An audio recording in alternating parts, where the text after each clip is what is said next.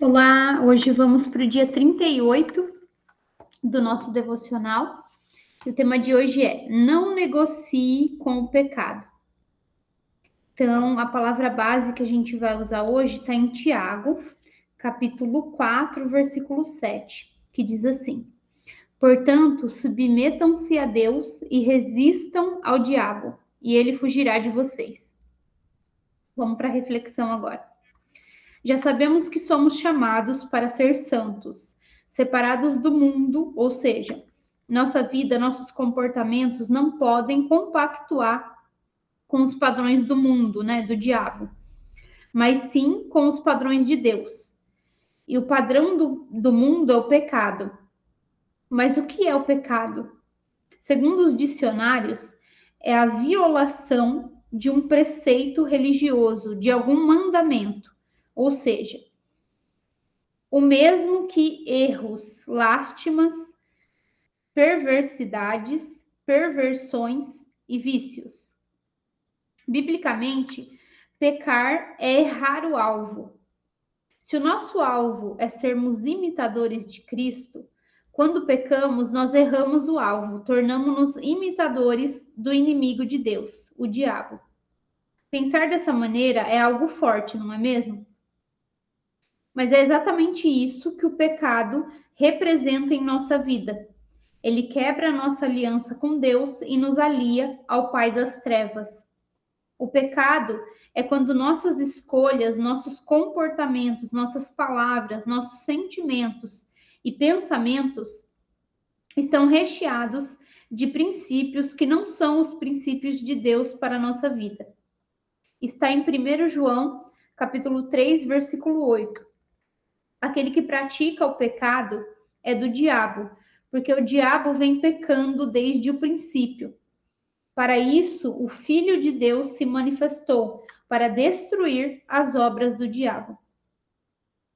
O pecado entra na nossa vida desde muito cedo, por meio das feridas emocionais da nossa alma. A semente do mal que entra em nosso coração, ferido e nos faz pecar, é o orgulho, do qual já falamos.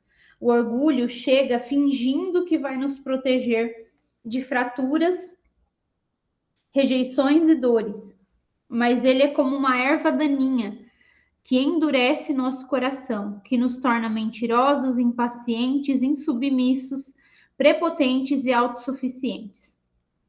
Ele rouba a nossa consciência sobre quem temos sido de verdade, exatamente como Lúcifer agiu quando quis ser igual a Deus e foi expulso do céu.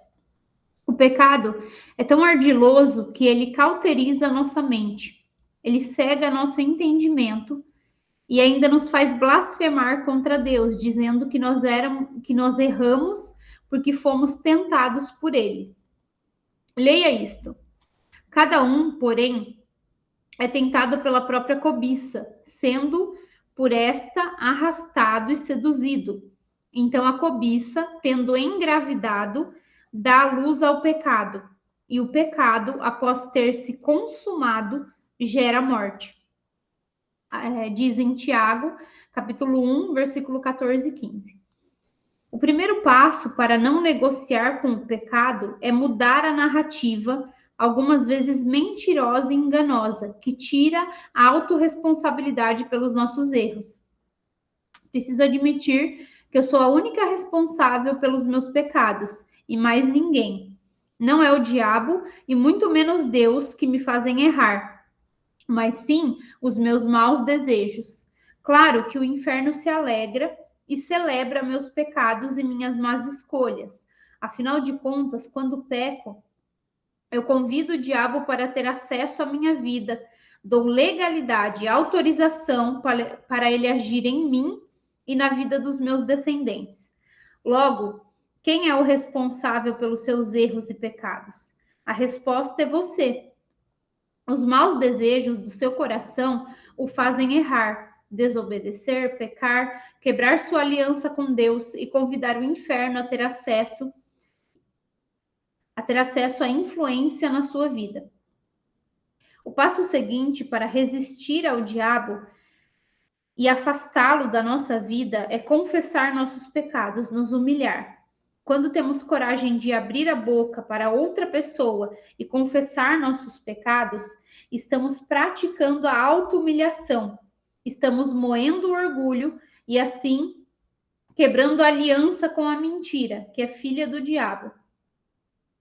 Cadeias espirituais são quebradas quando os pecados são confessados. O inferno perde o acesso à sua vida, pois as portas da mentira, que são as brechas por onde ele se instala, foram fechadas. Aí ela cita Provérbios capítulo 28, versículo 13. Quem esconde os seus pecados não prospera, mas quem os confessa e os abandona encontra misericórdia. Emocionalmente, a confissão dos nossos erros gera constrangimento e dor, e um dos processos de aprendizado mais poderosos do ser humano é por meio da dor.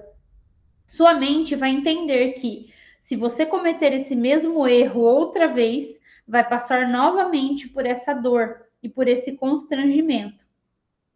É isso que vai mantê-lo em alerta para não errar novamente, entendeu?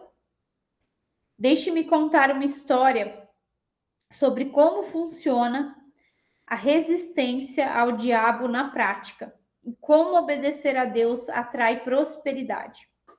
Eu tenho um projeto chamado Mulheres Experience, um treinamento muito poderoso que trabalha nas participantes o resgate da identidade, o senso de capacidade de realizar e a crença de merecimento de uma vida abundante. Tudo isso por meio da metodologia do coaching integral sistêmico e da palavra de Deus. Recentemente, uma aluna do Mulheres Experience me procurou para agradecer a transformação que tem vivido em sua vida pessoal e em seu casamento. Ela contou que, quando voltou do evento, assumiu seu papel de mulher de oração em casa. Pediu perdão ao esposo pelos seus erros, ou seja, passou pela auto-humilhação, confessou vícios que escondia e mudou completamente seus comportamentos como mãe e como esposa.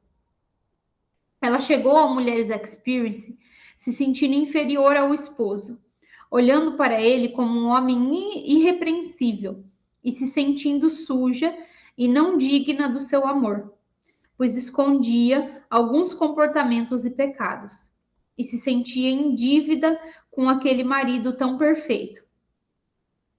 No evento, ela reconheceu suas falhas e decidiu abandonar os seus maus comportamentos.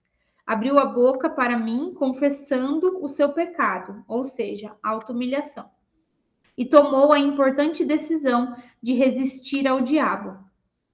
Ela saiu de lá livre do vício. À medida que se transformava em casa, ela naturalmente provocou a transformação do seu esposo. Contou-me que ele se sentiu constrangido com a transformação da esposa e confessou que havia cometido 2 traições. Ele havia pensado em nunca confessar esses 2 adultérios, mas diante daquela esposa humilde, dedicada, transformada, sábia e santa, sentiu-se na obrigação de romper também com a mentira guardada, que dava espaço para o inferno destruir a vida deles.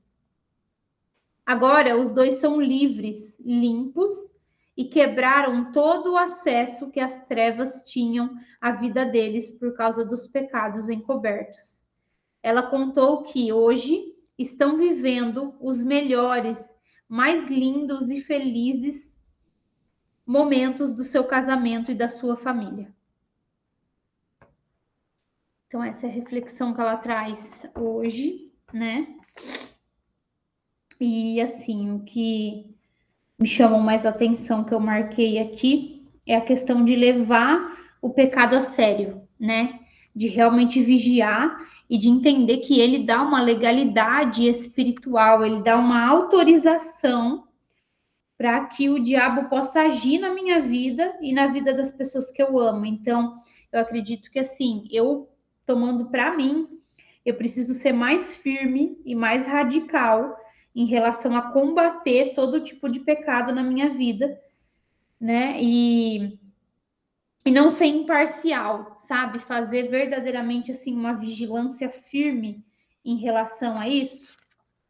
Eu creio que é isso, né? Eu creio que no começo da minha caminhada eu era mais assim vigilante, mais firme. Eu acredito que eu posso fortalecer isso de novo. E tem a questão do passo a passo de novo, né? De também ter a necessidade do quê? De eu me responsabilizar primeiro pelo pecado. Esse é o primeiro passo.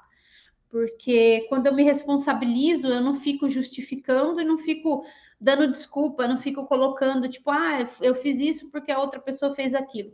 Não fico justificando e nem achando outros culpados, né? Eu me responsabilizo pelo pecado 100% e depois eu confesso e peço perdão, né? E essa questão de confessar para outra pessoa é a maneira de praticar a auto-humilhação, né? Tirando ali todas as mentiras que existem e quebrando, né, com cadeias espirituais, quebrando com orgulho também, enfraquecendo o orgulho, né? Não é uma coisa fácil, né? Não é uma coisa fácil, não é uma coisa para ser feita também com qualquer pessoa, de jeito nenhum, né? A gente precisa ter sabedoria, né, em quem buscar uma pessoa que seja madura espiritualmente, que tenha condições de te ouvir e que, né, enfim, e que seja, né, confiante, que você possa confiar, né, que seja confiável, né, que não seja uma pessoa que depois corre o risco dela falar para outra pessoa ou dela ficar em choque, né, enfim. E até atrapalhar o relacionamento de vocês, né? Então tem que ter ali uma certa maturidade, né? E não é fácil fazer isso, né? Não é fácil você chegar diante de uma pessoa e começar a confessar os seus erros, os seus pecados, né? Emocionalmente, isso gera constrangimento e dor. Emocionalmente, não vai ser algo legal, não vai ser algo que você vai se sentir bem, né? Ao estar falando ali. Mas uma das maneiras mais fortes, né, de aprender, ela traz aqui, é a dor, né? A gente tem alguns meios, alguns canais de aprendizagem, né, de aprendizado, e um deles é a dor. Porque daí o nosso cérebro entende que, poxa, eu, eu fiz isso e eu senti dor, isso me gerou dor, constrangimento, então eu não vou mais, entendeu? Meio que o cérebro fica em alerta. Se eu cometer isso de novo, eu vou passar pela mesma dor de novo. E o cérebro ele foge da dor e ele busca o prazer. Então, ele mesmo vai te ajudar a ficar nesse alerta, né? E, bom, é isso, né? Foi mais isso que eu marquei aqui, né? E quando eu mudo, né, os meus comportamentos, isso gera a prosperidade, né? Quando eu abandono o pecado, quando eu abandono as mentiras, enfim, me coloco nesse lugar de humilhação, né? De auto-humilhação, isso gera prosperidade para minha vida, porque fecha brechas espirituais que eu eventualmente tenho aberto através do meu comportamento. Então é isso, né, que eu trago aqui para vocês. E assim, eu senti isso bem na pele mesmo, sabe? Depois que eu dei o treinamento para vocês de orgulho, por quê? Porque dentro daquele treinamento eu dei muitos exemplos da minha própria vida, né? De como era antes, do que eu fazia, do que eu passei, do que eu achei, enfim, né? De como eu me comportava, de como eu pensava, enfim, trouxe vários exemplos meus. E logo depois, né, e eu achei assim que realmente é necessário eu trazer esses exemplos. Eu creio que Deus ele me permite passar por essas situações e entender o que eu passei para que eu possa encaixar no conteúdo. Então não é algo assim, é diferente a gente falar de um conteúdo que a gente apenas leu, né? Não que não dê certo, dá certo, mas é diferente a gente falar de um conteúdo que a gente só leu, é diferente da gente falar de um conteúdo que a gente viveu na prática, que a gente entendeu ali aquele conteúdo na prática mesmo, vivendo uma experiência com aquilo, né? Ou mais experiências com aquilo. Então traz muito mais, eu acredito que é muito mais didático, é muito mais fácil da pessoa assimilar, da pessoa entender, né? Através de histórias. Então era necessário, realmente é necessário que eu traga, e as pessoas que se conectam comigo se conectam comigo justamente pela minha história, né? Todas as clientes que eu atendi até hoje, elas se conectaram comigo porque tinha alguma coisa, ou seja, ou um sentimento, ou uma situação, alguma coisa na estrutura emocional que era parecida com a minha. Então, assim, por isso que é propósito, né? Deus une com as pessoas certas, né? Não é qualquer pessoa que, por exemplo, que vai vir e vai se conectar comigo e me escolher, entendeu? Para fazer um processo comigo. Não é qualquer pessoa. É as pessoas que realmente, assim, que Deus conecta. Então, mas depois que eu falei, né? Depois que eu expus algumas coisas lá, veio na minha cabeça, né? Veio aquela sensação assim de, poxa, nossa, cara, me acabei lá, né? Tipo assim, nossa, o que elas vão ficar pensando de mim? Sabe? Tipo, nossa, o que elas vão pensar agora? Sabe? Tipo, nossa, profissionalmente, talvez eu tenha me, né? Uma, né? Mas enfim, né? Me denegrido, nossa, como vai ficar a minha imagem diante delas, né?